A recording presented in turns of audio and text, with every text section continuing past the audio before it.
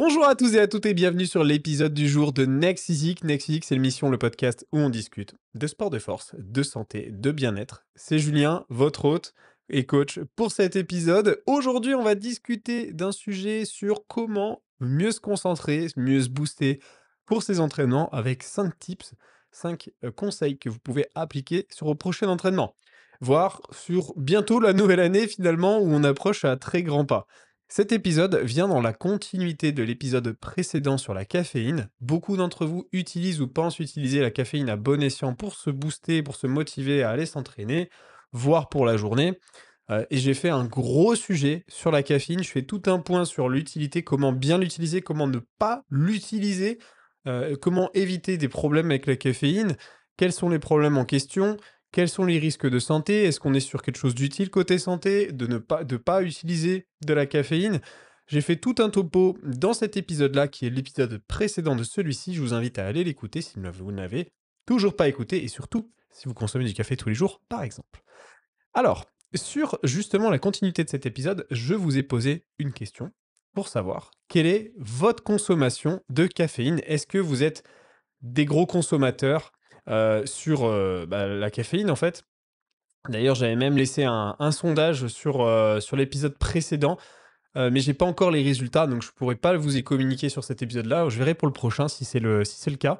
Mais en tout cas, j'ai le sondage d'Instagram sous la main et je vais pouvoir faire un petit peu le topo avec vous de pourquoi vous utilisez cette caféine, de manière générale. Et ce qui revient très souvent sur les questions, auxquelles vous m'avez répondu, c'est l'utilisation de la caféine pour se motiver à l'entraînement. D'où cet épisode, je m'étais dit: «Je vais leur faire un épisode qui soit lié à autre chose», c'est-à-dire comment éviter, d'utiliser, trop de caféine justement pour se motiver sur leurs entraînements, pour se booster pour leurs entraînements ou avoir cette perception d'effort. Il faut savoir que l'humain fonctionne beaucoup comme ça et il faut savoir que tout ce que je vais vous conseiller ou tout ce qu'on va vous conseiller, c'est pour un peu tromper son cerveau, de réussir à trouver en fait une alternative qui puisse faire en sorte que vous soyez concentré sur votre entraînement, vous soyez plus «boosté» entre guillemets sur le training et pas sur autre chose, en train d'essayer de un peu divaguer, de lâcher l'effort maximal, que vous pouvez donner sur l'exercice. Donc en soi, ça revient toujours au même et c'est l'idée de la caféine de base aussi,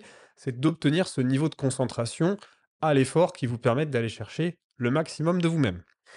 Ceci étant, voilà, il y a différentes façons de le faire, et je vais vous donner du coup 5 différents conseils qui peuvent vous permettre d'améliorer votre environnement, votre symbiose avec vos trainings. Bien sûr, vous m'avez répondu d'autres choses comme vous booster la journée. Il y en a plein qui n'avaient pas trop compris la question malheureusement et qui m'ont répondu, «Qu'est-ce qu'ils buvaient?»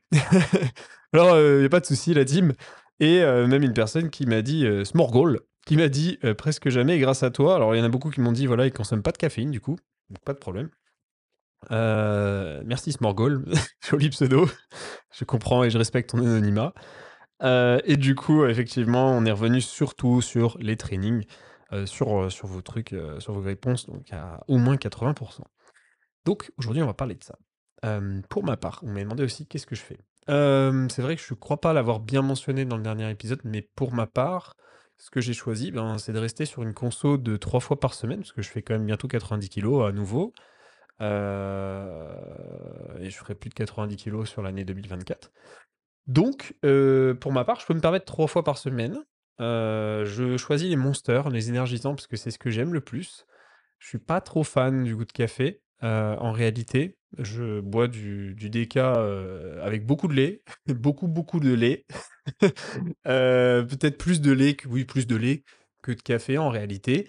Donc c'est plus un lait au café. Ça m'arrive à la maison parce que, ici j'ai une machine à grains, mais j'ai des grains déca qui sont très bons, les gens sont très contents. Je varie un peu parce que, je sais que quand je reçois, les gens préfèrent que j'achète des grains plus corsés.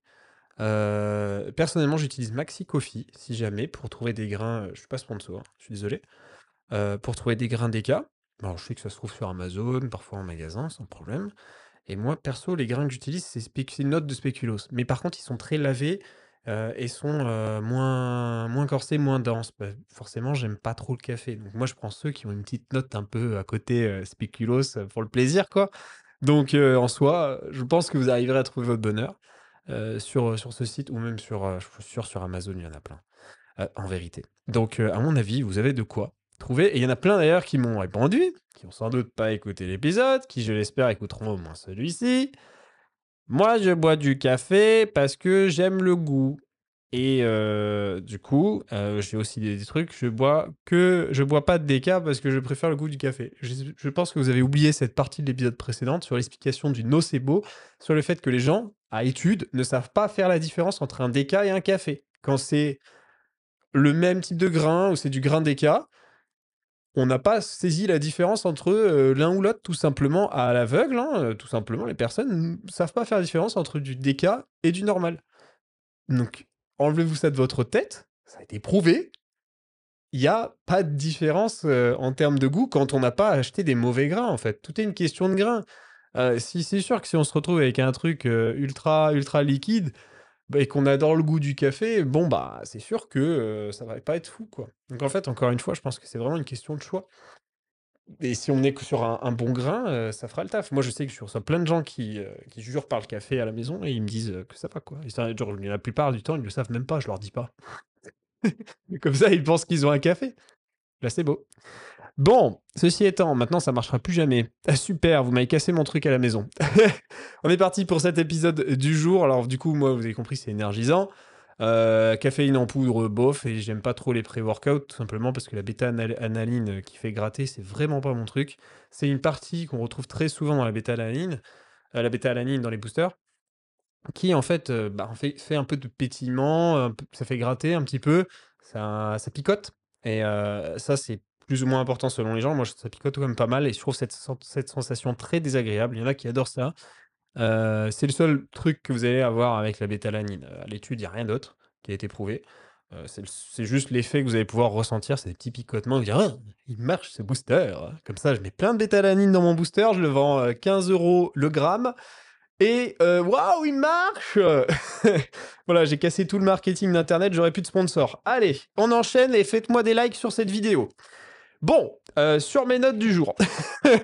Premier conseil que je peux vous donner, tout d'abord, on va regarder sur l'effort en lui-même. Et de manière générale, on va regarder, premier conseil, les boissons à l'entraînement. Alors, on a parlé des boissons avant l'entraînement, maintenant je vais vous parler de boissons pendant l'entraînement. Et là, je vous invite à pas partir tout de suite parce qu'il y en a peut-être qui sont un petit peu au courant de ce qui se passe au niveau scientifique depuis un moment. En fait, ce qui se passe, c'est que techniquement, on sait que pendant l'entraînement, ça sert à rien en musculation, renforcement musculaire. Techniquement. Pourquoi? Parce que d'abord, ce qui se passe, c'est que les premières études, celles qui se remontent un peu, c'était les intra-workouts. Donc intra à l'intérieur de l'entraînement. On a pu montrer qu'avec des apports pendant l'entraînement, des entraînements de 2-3 heures, ça pouvait être utile pour des personnes d'apporter de l'énergie à l'intérieur de l'entraînement. Et ces personnes ressentaient, ou en tout cas avaient de meilleurs entraînements avec un apport à l'intérieur de l'entraînement. Alors, ça marche toujours bien auprès de certaines communautés peu éclairées, comme les bonbons pendant l'entraînement, ou même bah voilà, de la maltodextrine, etc. Attention, je parle vraiment pas de sport d'endurance ici, hein. On se concentre sur le renforcement musculaire, la musculation, dans l'épisode du jour, sur le podcast, en tout cas là-dessus, sur cette partie-là de conseils. Mais c'est vrai que ça a été démonté. Heu, Aujourd'hui, en fait, on a eu les mêmes résultats avec des consommations non caloriques, avec des sirops zéro, des édulcorants à l'intérieur de l'entraînement. Donc à un moment donné, on pensait, hein, qu'à l'époque, c'était, je sais pas, des boissons, qui apportaient, du sucre, hein, globalement pendant les entraînements, qui, avaient du résultat. Donc on s'était dit: «Voilà, c'est l'apport sucré, c'est l'apport de sucre pendant l'entraînement qui permet de perpétrer, de garder un effort efficace sur la durée». Sauf que, finalement, on a pu déterminer que, bah, non, pas finalement, c'est pas ça. Après s'est dit: «Ah oui, mais en fait, c'est les électrolytes, il faut boire du Gatorade pendant l'entraînement». Il dit des années là, on passe aux années 90. Pareil, c'est descendu, Powerade, tout ça pour l'entraînement, non, pas spécialement plus d'avantages. OK, tant pis. Shake protéiné? Ah non, bah, c'est pas ça. En fait, c'est tout simplement le goût sucré dans la bouche qui apporte du résultat. D'où le fait qu'on est arrivé même jusqu'à démontrer que ne pas garder le goût sucré dans la bouche apporte les mêmes résultats. Bah alors, il passait où? S'il est plus dans la bouche, ils l'ont pas avalé, ils l'ont craché. On a même les mêmes résultats effectivement sur cette sensation de sucré en fait. Juste cette sensation d'apporter du sucre pendant l'entraînement et effectivement, on a les mêmes résultats avec des produits zéro. Alors, on peut en bénéficier sans cracher dans la salle de sport. Je vous invite pas à aller cracher évidemment, dans vos salles et surtout si c'est dans la mienne et que je suis à côté, merci bien. Non, vous aurez les mêmes résultats tout simplement en profitant de produits zéro, hein. Ça peut être, des sirops, ça peut être, rajouté avec du Flav Drop. Flav Drop, c'est des petits liquides, c'est des petites gouttes de l'arôme que vous allez rajouter dans votre eau. Ça peut être, aussi effectivement avec maintenant ça existe avec le nez, je sais pas si c'est une technologie, unique, mais en tout cas AirUp le fait, en France. Ça peut être aussi avec, des boléros. Un boléro, c'est du sirop lyophilisé, hein, c'est un sachet, vous l'ouvrez, vous mettez une partie dans 1 litre d'eau, vous mélangez, voilà, et tout ça, en fait, ça va être, les mêmes résultats que si, vous buvez une boisson qui va être, avec du sucre à côté. Vous allez avoir cet effet, en fait, de plaisir qui va venir alimenter, votre effort et sans doute, le rendre plus agréable et ce qui donc vous permettre d'avoir un meilleur résultat sur l'entraînement.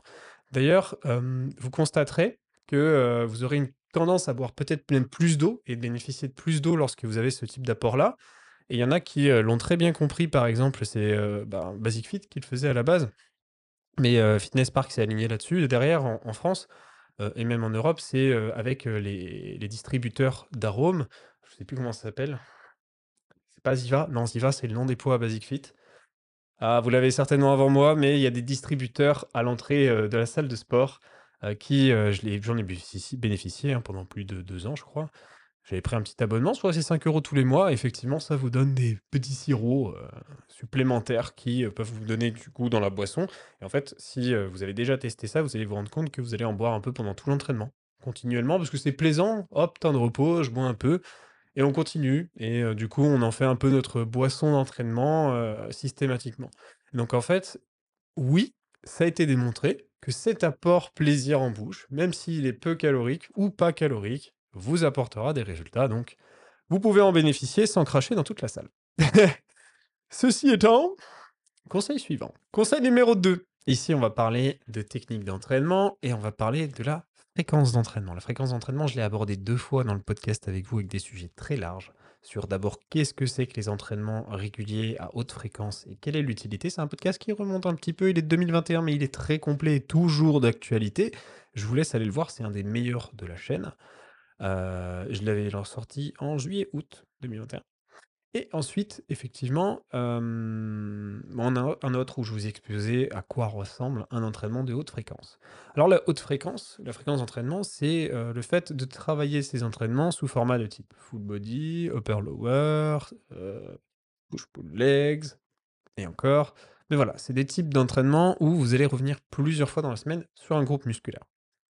Et donc ça peut paraître, contre-intuitif, mais ces formats-là vous permettent de vous entraîner plus souvent sur les groupes musculaires et de réduire en fait l'effort perçu à la salle de sport. Ce qui fait que votre séance va être plus abordable. Vous n'allez pas arriver et dire: «Oh, aujourd'hui c'est legs, aujourd'hui c'est jambes, je vais être complètement mort. Je vais faire mes 12, 16, 18 séries sur mes jambes et je vais revenir fracassé». Et non, du coup, parce que grâce à ce format-là, vous allez pouvoir répartir votre volume d'entraînement sur plusieurs jours dans la semaine et donc moins ressentir cet effet destructeur sur une seule séance. Mais en soi, je vous laisse y réfléchir et revenir, hein, sur un truc que je dis hyper souvent, mais qui est basique pour essayer de comprendre l'utilité effectivement de répartir dans cette semaine. L'utilité de ces formats d'entraînement, j'en bénéficie depuis des années. Si j'étais resté à mes anciens formats de split, donc c'est un groupe musculaire par jour, j'aurais jamais, continué d'avancer comme je l'ai avancé aujourd'hui. Je l'applique sur plein d'élèves, et c'est vraiment royal. Et donc effectivement, il y a un truc tout simple à comprendre. C'est que si vous faites une séance et vous placez vos 12, 14, 16 séries, 18 séries de pec, séance pec, voilà. Ça fait, beaucoup, mais surtout c'est plusieurs exercices sur lesquels vous allez être, plutôt performant sur le premier exercice, moins performant sur le deuxième, encore moins performant sur le troisième et quatrième. Alors que si vous aviez séparé ces exercices dans la semaine, chacun des exercices, vous auriez pu y caler l'intensité, la volonté que vous pouvez y placer sur cet entraînement-là, avec plus de récupération sur le groupe musculaire et donc de meilleurs résultats sur votre performance et sur votre surcharge progressive à l'effort à ce moment-là. Donc de meilleurs résultats sur les perfs à l'entraînement. Pourtant, ça vous inquiète pas d'enchaîner autant de volume avec seulement 1, 2, 3 minutes de repos? c'est 18 séries? Parce que d'habitude, les gens, leur excuse, c'est de dire: «Ah oui, mais 24 heures, c'est pas suffisant pour récupérer». Ah ouais? Et 3 minutes, c'est suffisant pour récupérer 18 séries? Je vous laisse méditer sur ce point-là, qui va à peu près tout résumer et tout vous dire au niveau de l'état de fatigue et du ressenti sur un entraînement et je peux vous dire que je n'ai pas du tout envie de revenir sur un format de leg day maintenant. Pourtant ça fait 6 ans que je fais ça. Je pense pas avoir des petites cuisses, j'approche les 70 centimètres de tour de quadriceps. Pas dégueulasse normalement. Du coup, je vous laisse y méditer et voir si, vous êtes toujours sur vos anciennes idées, mais globalement, c'est un avantage, ces formats-là, parce que vous allez pouvoir revenir sur l'entraînement avec une meilleure énergie, une meilleure intention sur l'exercice en question ou les exercices en question. Ça peut être 2 exos par exemple, de dire, bah, admettons, j'avais une séance dos, elle faisait 2 heures et demie parce que le dos, il y a beaucoup de muscles. Donc c'est techniquement un des endroits où la séance de si on faisait un split intelligent, serait interminable. Et là, on se retrouve à dire: «Bon, bah, voilà, ma séance d'eau, il y a 8 exos». Putain, super. Alors que surtout, si vous arrivez à placer 3 séances où vous, répartissez votre dos, vous pouvez vous retrouver avec, bah, pas 8 exos en une seule fois, mais peut-être, 3, 2 et 3. Ben, vous aurez beaucoup plus d'énergie et d'efforts à fournir sur ces exos séparés. Ceci étant, d'autres vont dire: «Voilà, bah, c'est bien, du coup, physiquement, on est mieux et au niveau mental, pas forcément». OK, mais la fatigue, mentale, elle a moins d'effets négatifs lorsque vous entraînez plus souvent, en fait. Voilà. C'est fait. Ça a été prouvé, encore une fois, la recherche montre clairement que la fatigue mentale, altère principalement les répétitions dans les dernières parties d'un entraînement et pas vraiment dans le début. Donc, bah, la plupart du gens vous poussez, à l'effort pendant un certain temps, mais la durée d'un entraînement, en fait, finit par vous rattraper et en pâtir sur, l'entraînement en lui-même. Faites des efforts, d'1 heure et demie, avec une bonne intensité sur chacun des exercices versus aussi une autre séance où vous y placez, 2 heures et demie de jambes, bah, à la fin, vous allez être crevé et c'est normal. Et ceci étant, répartir les séries évite encore ce problème, va réduire aussi les courbatures, donc sans doute un autre mécanisme qui vous débooste, qui ne vous donne pas vraiment envie de vous entraîner, vous dire: «Ah putain, j'ai mal aux jambes, faut que je retourne à la salle». Et ça aussi, c'est à nouveau bénéfique. Autre point, et pas des moindres, qui a été prouvé et qui, va faire à nouveau un petit peu plaisir à entendre pour ceux qui s'entraînent sur ces formats-là, entraîner les muscles avec des fréquences plus élevées augmente la production de testostérone et améliore donc ce ratio testostérone-cortisol, une petite, mesure sympathique de surentraînement, pour les personnes qui placent sur des formats de split. Du coup, un bénéfice pas des moindres, la testo, non? C'est un peu une des bases de la production hormonale et de la construction musculaire, surtout pour les hommes, mais ça ne changera pas, vraiment en termes de donne, même pour les hormones féminines. Ceci étant, à nouveau un bénéfice pas des moindres parce que les femmes en plus récupèrent encore plus vite que les hommes et ont encore plus intérêt de s'entraîner sur ce format-là. Tout ce que je viens de citer, si vous êtes une femme, c'est décuplé. Voilà. Donc, il y a probablement plus d'inconvénients de s'entraîner sur un muscle par sémence que de répartir de cette façon-là, qui va vous permettre de placer plus d'intensité, être plus motivé, avoir une meilleure récupération sur chaque groupe musculaire, aller chercher un meilleur niveau et donc un meilleur next physique. Alors le conseil numéro 3, il est tout simple. Il est rapide, il est tout simple. Le conseil numéro 3, c'est de placer le bon environnement d'entraînement. Tout simplement. Déjà, pour moi, l'environnement, c'est quoi? C'est avoir la salle qui vous fait plaisir, vous donne envie de vous défoncer. Avoir le créneau horaire qui vous donne envie, qui rentre dans votre emploi du temps et qui vous permet d'aller vous défoncer. Moi, je sais que par exemple, si je vais m'entraîner le matin, j'ai pas envie. C'est pas mon horaire le matin, c'est mort. Je sais aussi que, il y a des salles ou les salles familiales, alors je déteste ça. Je suis pas, associable. C'est surtout qu'en fait, souvent les salles familiales, c'est une ambiance un peu, lumineuse, un peu découverte comme ça. J'aime bien un petit peu ma tanière. Ma salle de sport dans le noir. J'aime bien ça, la petite ambiance, noir et rouge, que j'ai dans ma salle. Ça, c'est agréable, ça fait un peu, ambiance de travail quoi, dans l'ombre, c'est agréable, c'est motivant et du coup, dernier point d'ambiance, c'est votre musique. La musique de la salle peut parfois être un petit peu dérangeante pour vous motiver et donc il vaut mieux peut-être gérer votre propre musique vous-même pour un peu plus vous booster. Alors, je suis désolé pour ceux qui écoutent le podcast pendant les entraînements, je suis pas sûr que ça soit la meilleure chose. Je suis pas sûr d'avoir une tonalité de voix qui vous motive de fou, bien que je suis un peu moralisateur parfois. Cependant, je pense qu'il est plus intéressant de s'entraîner avec une ambiance de musique qui vous motive vraiment. Hard rock, hardcore, non, je déconne, pas forcément aussi dur, mais vraiment un type de musique qui vous lance, qui vous permet de vous concentrer et qui vous donne envie de vous entraîner et de pas rester sur, je sais pas, un podcast sur, un truc que j'écoute souvent, c'est, sur l'écologie, verte, sur l'électricité et la production électrique, parce que j'ai une voiture électrique, voilà. Du coup, bah, j'écoute souvent ça. Bah, ça, je sais que si, quand j'écoute avant d'arriver à la salle, mais quand j'arrive à la salle, j'éteins la playlist 5 minutes avant. 5 minutes avant l'entraînement pour me mettre dans le mood. Je me dis: «OK, là, il y a 5 minutes, voilà, j'arrive bientôt à la salle, playlist de salle». Et j'ai ma petite playlist d'ailleurs, elle s'appelle, Gym Vibes. C'est une des playlists, je pense si vous tapez Gym Vibes, vous allez très vite tomber dessus. Faut que je la mette à jour. Je la mets à jour pour le podcast et je la mets en description. Conseil numéro 4. Alors pour ce conseil suivant, ici on va regarder l'entraînement à nouveau et l'intensité que vous y mettez sur vos entraînements, ce que vous allez en fait, produire comme effort lors de l'exercice.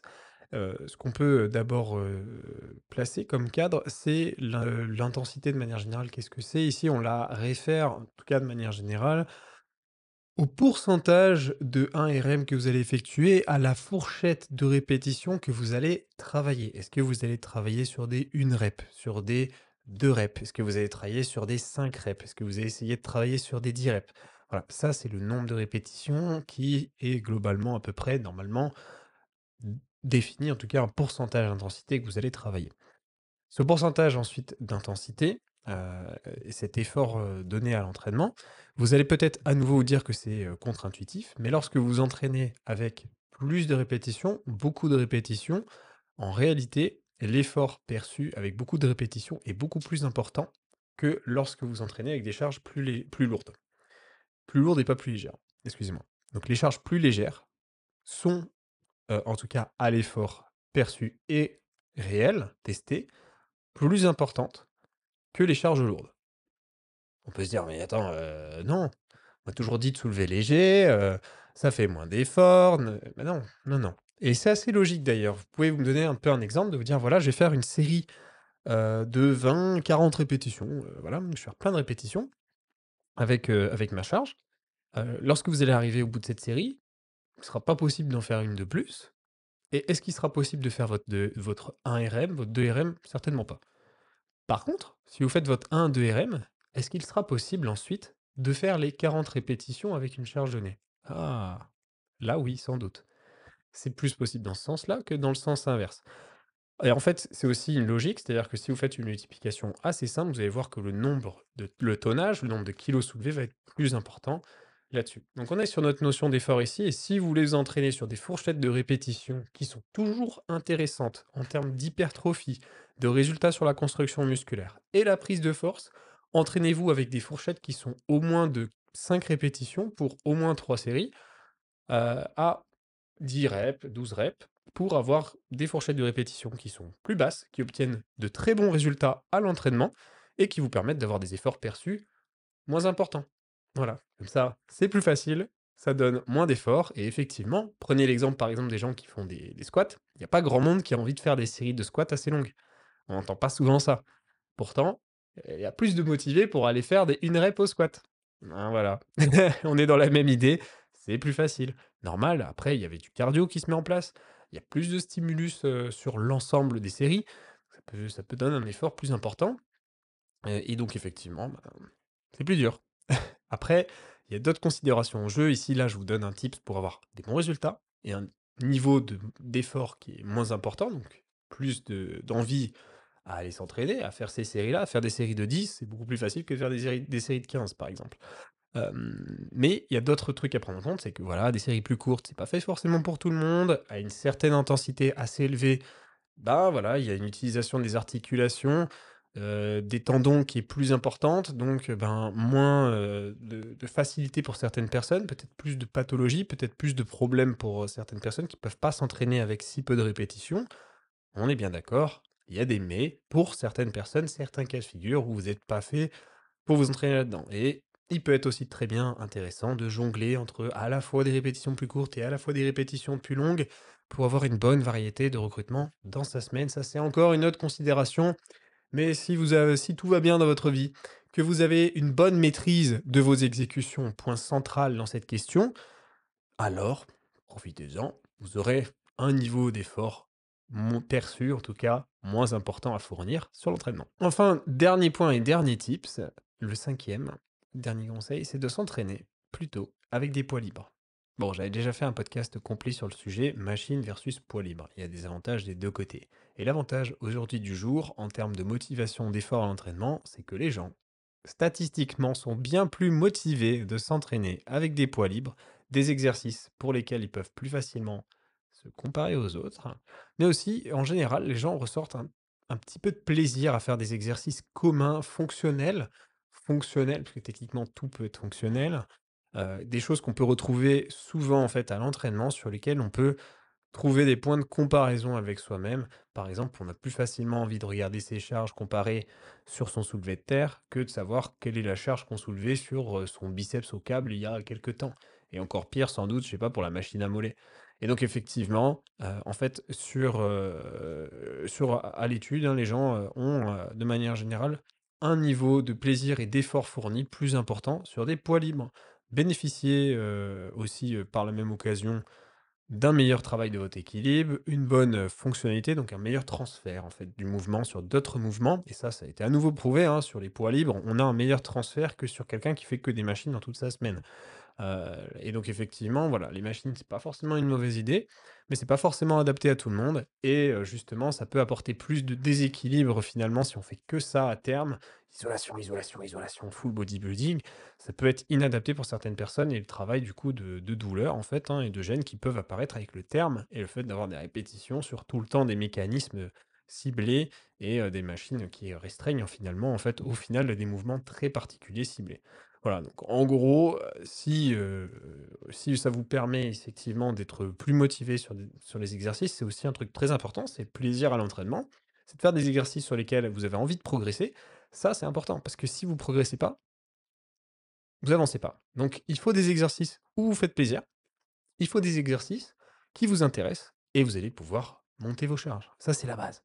C'est la base, vraiment monter les charges sur des exercices qui sont plaisants, ça va résulter de d'un ex physique, voilà. Tout simplement et pour terminer ce podcast, j'espère que ces conseils auraient pu, peut-être, ont peut-être pu éclairer, vos idées d'entraînement, votre motivation à aller chercher un meilleur niveau sur les prochains entraînements, ne pas cracher sur le voisin, hein. Je l'ai bien dit, hein, je pense, hein, parce que sinon vous allez pas me sortir ça comme excuse. Et j'espère que vous avez passé de bons entraînements comme d'habitude. Si je vous ai aidé aujourd'hui, je vous laisse m'aider en retour. Il y en a pas beaucoup qui m'ont aidé sur le sujet de la caféine, franchement. On a dépassé les 3000 auditeurs, sur la caféine, mais j'ai eu, maximum 10 commentaires. C'est pas très sympa parce que je vous le dis toujours à chaque épisode. Merci de m'aider en retour parce que moi je vous aide, je pense. Du coup, je pense que je vous ai pas aidé, mais pourtant vous êtes toujours là. C'est pas gentil. Je vous fais la morale à nouveau, mais c'est pas gentil. Vous m'aidez pas, c'est pas cool.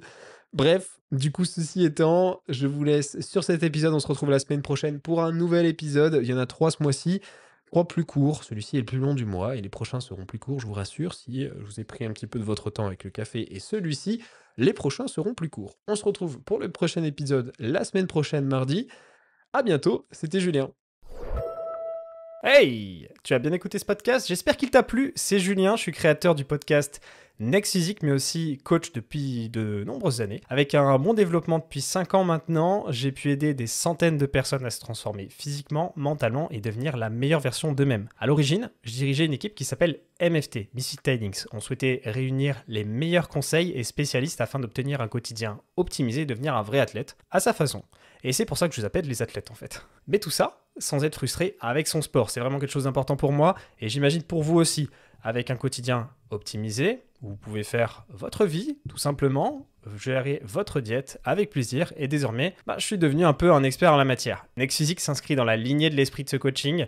Je souhaite le meilleur pour chacun de mes élèves afin que vous puissiez gérer vos PR, votre vraie surcharge progressive et ainsi atteindre votre Next Physique. Car c'est un suivi, donc je suis présent tous les jours pour assurer la meilleure évolution possible de la personne. Et c'est pour ça que j'ai décidé à l'initial de faire du coaching en ligne et pas en salle. Oubliez les diètes sans cookies, oubliez les exos qui changent à gogo chaque semaine parce que c'est du marketing. Ici, on va progresser sur les exercices et bien sûr des exos qui vous plaisent et qui rentrent dans votre emploi du temps, votre salle de sport et son agencement. C'est un tandem, ça se passe entre vous et moi pour construire une équipe qui avance ensemble. Je vous prépare le terrain, j'assure vos arrières et vous faites le job à l'intérieur du terrain. Les coachings sont sur réservation. Si tu écoutes ce podcast, c'est que tu es intéressé par l'optimisation de tes résultats et je suis sûr qu'on ira du coup loin ensemble. Contacte-moi directement sur Instagram pour qu'on en discute et qu'on regarde mes disponibilités de réservation ou qu'on s'appelle tout simplement si tu veux qu'on en discute. Plus d'informations sur le suivi en lien en description.